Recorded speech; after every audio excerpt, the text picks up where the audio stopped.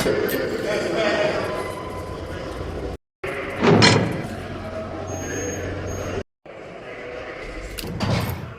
up, YouTube? It's your boy OG Hollywood coming back at you with the third edition of the Ferguson Chronicle, better known as Dayroom Talk. But before I get into the interview, once again, let me share a little bit about who I am. For those that already know, I did 25 years in the Texas Department of Criminal Justice. I was on 3 units, namely Beto 1, Hughes Unit, in Ferguson. And on Ferguson Unit, I met quite a few guys that I consider were my close friends and my allies in the things that I did, which was good and some were bad. However, we all know that in prison, we do what it takes to get to the next level. In other words, we always used to sit in the day room and express ourselves to one another and what we were going to do when we get out. The vision and the plan of the guys that I spent talking to in the day room was always planning ahead. Things happened in the day room that we're not proud of, but during our stay on the Ferguson unit, things had to be did in order to survive. However, the reason for this interview with these individuals is to show the public that we as convicted felons can stay free and be productive in society. Once again, this interviews that I'm doing with the individuals that are coming on this screen are to show that convicted felons can and will stay free and be productive in society. And the person I'm about to interview has been out of circulation for a long time, meaning he's been productive. However, no one has ever been able to get him on the screen and do a one-on-one interview. So without further ado, I'd like for you all to meet a personal friend of mine by the name of SUGE. Let's tap in with SUGE, please. What's good, SUGE? What's up, Hollywood? Oh man, like I said, today's interview is to show where you were then and where you are now. And we just want to tap in with you, man, and let you share how you've been productive in in your everyday life. As a matter of fact, we want you to let the public know how you are able to stay out of prison. Well, first of all, man, I appreciate you having me on. Like you said in the introduction, first time, bro. I haven't did an interview, but you know how we rock it down there, so I'm gonna get it to you. But my name is SUGE. Some people call me OG SUGE. Some people call me SUGE. I'm from Fort Worth, Texas. I spent 20 years down there in TDCJ. Made parole, and I got an FI2 December 2009, but I wound up getting caught up in the Christmas and New Year's and all that stuff, so I wound up actually walking out the walls doors in January the 10th of 2010, January the 4th, 2010, and shit just, been out ever since, 11 years now. So let me ask you this. So for those that's going back and forth out of institutions and are not able to stay free, from your personal experience, could you give them a little bit of insight on how you're stable to free, how you are able to stay free, and most of all, maintain your stability on your current job, and let them know how long you've been on your current job, if you don't mind me asking. I've been on my current job for the amount of time that I've been free, which is 11 years now. And I'm not gonna say my secret to staying free is such, but my success in staying free is staying stuck for free. Not worried about what's going on in the streets, or worried about what anybody who sells, say or think or feel about me. Man, just, one of the most beautiful things happened to me, man, when I got out at the age of 37 was I had a son when I turned 40. So every day that I wake up in life, I wake up to live for him. Because, as you know, I grew up without a father, so I don't want my son to grow up without a father. So one of my keys to success is staying free is always keeping that in the back of my mind that if I do anything stupid, or worry about what somebody say or think about me, man, then I'm taking away from him. So I guess the key to my success is staying free, man, is waking up every day, man, knowing that I need to be here for my son. So what are some of the takes that you took away from being in prison and some of the visions that you shared in the day room, doing day room talk with, with the individuals that you interacted with every day? Man, taking, all the times that we sat in the day room and talked about what we'll do when we get out, just staying fast to that. We knew when we got out that it wasn't going to be easy, and we knew that we had to take it one day at a time, which is what you, me, and a lot of more people that's productive out here is doing. It's with us having a criminal record over our head, man, it's like, we have to be careful and watch out what we do every day that we wake up because of that. But, we also have to stay positive and, just take one day at a time, bro. Just, you know how that goes. It's up to us as the individual, man, to, be a grown man in everything that we do, man, in life. Because it's up to us to have that control over if we want to go back or not. It's up to the individual, man. And I think a lot of things that play a good part in that is that we didn't get institutionalized when we was dying on. I think that hindered a lot.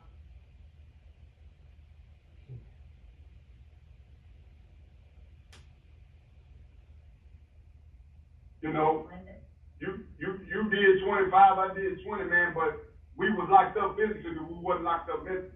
And I think that plays a big part of us being productive and successful out here today. I was saying, for those that's looking at this video, right,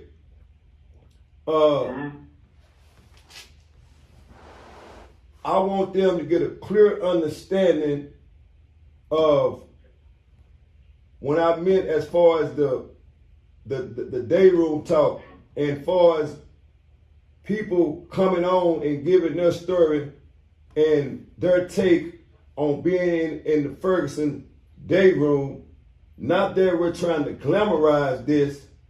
So I want you to give your opinion whether people should come on and just give their story or come on and try to glamorize the Ferguson day room. Give me your take on that.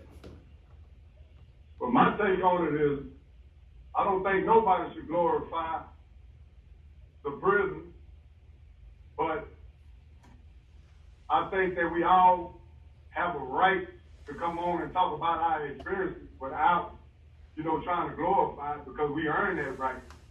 Everybody that's been locked up and incarcerated earns their right to tell their story. It's up to the individual and what they get out of the story. We've earned that right to talk about it because we've seen it, been through it, and it is what it is. But, my opinion, man, I think everybody should, not just Ferguson or inmates, but, everybody that's been locked up all over Texas, man, should have should tell their story, man, because they earned that right. They earned that right. And you can tell your story without glorifying it, but it's up to the individual that's listening to that story to get what they, to get what they get up out of it. So, but, to sum it up in a nutshell, like I say, we earned that right. So let me ask you this. So, did your situation being incarcerated establish who you are today? Did you benefit from having all those dayroom talks and those hopes of being free and accomplishment what you accomplished today? Of course. Yes, being incarcerated play a big part of who I am today. And all them dayroom talks that we had about, what we'll do if we was, get out and all this and all that, man, it was up to us to get out and execute that. And I feel you, myself, and a lot of more, people that was incarcerated, man, that got out and is living a productive life, man, we got out and did what we said we was going to do. We executed, being productive out here and staying free. So, yeah, all them dayroom talks, yeah, it made me who I am today. Because I'm productive and I'm staying free. And once again, I appreciate you for coming on, giving your story, because it's very important to let those know in society that it's not to be glamorized prison I'm talking about. However, what is to be noticed is the vision that was planted inside a man's head when he was in the day room having all those day room talks. Was it good in the day room sometime? Yes. And also it was violent. So, yes, sir. So we as ex-offenders on the Ferguson Unit in the 90s had a lot of violent moments, and we had to go from one step to another to accomplish our goal, which meaning freedom. So give them a little bit about Suge, the inmate, and then we'll conclude this with Suge, the free man. Well, I hit Ferguson in 1992, and everybody know how Ferguson was back then. All the stories that you done heard about, I literally been through it and seen it and experienced it, man. The Ferguson that I hit was, closed custody and medium custody, doing everything that population was doing. All day room, all day rec. I was on Ferguson in the era to where it wasn't no gang. You was representing your city as well as really had to stand on your own 2 feet as a man, before you even got any type of respect. And I can literally say that I had a whole bunch of homeboys over there I knew before, and that even talked to me until they seen what I was about, because they knew what I was about in the world. But being in prison, it's a whole different ball game, man, because you ain't got 100 niggas behind you and everybody fighting this one dude, or you ain't got no guns. So, you really had to go in there and stand on your own 2 feet as a man. But at the time, I didn't know, probably you didn't know, and everybody else that experienced that didn't know that was molding us, for who was going to be today. We didn't know what that then, we was just trying to survive. But, going through all that, seeing all that, man, it molded us to who we are today. Because we got a chance, like I said earlier, we got a chance to see the transformation and how prison was, was turning into, So, yeah, that made me who I am today. So that part of Suge was left in prison. Now, don't get me wrong, I'm not looking for no trouble, but then too, I'm with it if that's what you really want. Not looking for it. Like I say, I'm more humble now. It's easy for me to walk away. But my main goal in being free, man, is continue to be productive, raise my kids, and just live life and enjoy freedom, man. I like waking up smelling fresh flowers instead of waking up smelling the hog pen. You remember the hog pen? Oh yeah, I know that, man. Yeah. Yeah. So I like waking up and smelling, you know, the free world smell of grass, man, and not the hog pen, man. So yeah, man, that's my success in life today, man, you know, stems from a great deal of being incarcerated, man. So yeah, man, most definitely, man. And yo, successful and enjoying freedom, man. And your key to staying free, and if you don't mind, for a person that's kind of like going down the same road that you were going down and trying to find a way out other than continue to commit crimes, what would your advice be to them? Man, be a man. You know, be a man and quit looking always for the easy way out, man. You know, if you got kids, man, and you grew up without a father, then be there for your kids. You know, if you don't have kids, you know, and you trying to be successful, quit using you being an ex-con or an ex-convicted felon as an excuse for you to go out and do something and be productive in your life, man. But the key word to the question that you asked, man, is just flat out, man, be a man. Ain't nothing gonna be easy, man, and ain't nothing gonna happen overnight. You have to take baby steps, and you have to, you know, grow and take them steps, man, and becoming a man. You know, just be a man. Take responsibility for your actions and what you done, man, and turn it around into something positive and something productive, man. You know, that's to me, staying free, man, that's my key, man. Being a man, raising my kid, man, and just, you know, just staying productive in a positive way, man. Staying out the way. So if you had a chance to do it all over again, would you do anything different? Not at all. Because that question rolled back around to what I answered earlier, man. If I don't go through what I went through from 17 to 37, I wouldn't be who I am today.